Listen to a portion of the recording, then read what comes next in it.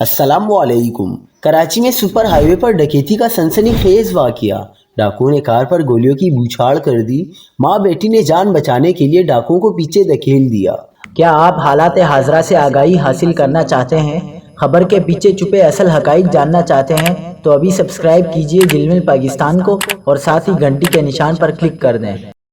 آپ کو بتاتے چلیں کہ کراچی کے علاقے سوراب گوٹ پر فائرنگ سے زخمی ہونے کے واقعے پر پولیس بیان سامنے آ گیا۔ دونوں خواتین کو زخمی حالت میں اسپتال منتقل کر دیا گیا۔ ہفتے کے روز سوراب گوٹ سے متصل سپر ہائی وے کے قریب خاتون کار سوار کی گاڑی پر ڈاکوؤں نے فائرنگ کی، جس سے کار سوار خاتون اور ساتھی بیٹھی لڑکی زخمی ہو گئی۔ پولیس کے مطابق کار سوار خاتون سے ملزمان لوٹ مار کر رہے تھے کہ اسی دوران خاتون نے گاڑی کی رفتار تیز کر دی۔ ایسے میں ملزمان نے رکنے کا اشارہ کیا، تاہم نہ رکنے پر خاتون کی گاڑی پر فائرنگ کر دی۔ زخمی خواتین کی شناخت 35 سالہ نایاب اور 16 سالہ فریال کے نام سے ہوئی ہے۔ ملزمان فائرنگ کے بعد فرار ہونے میں کامیاب ہو گئے۔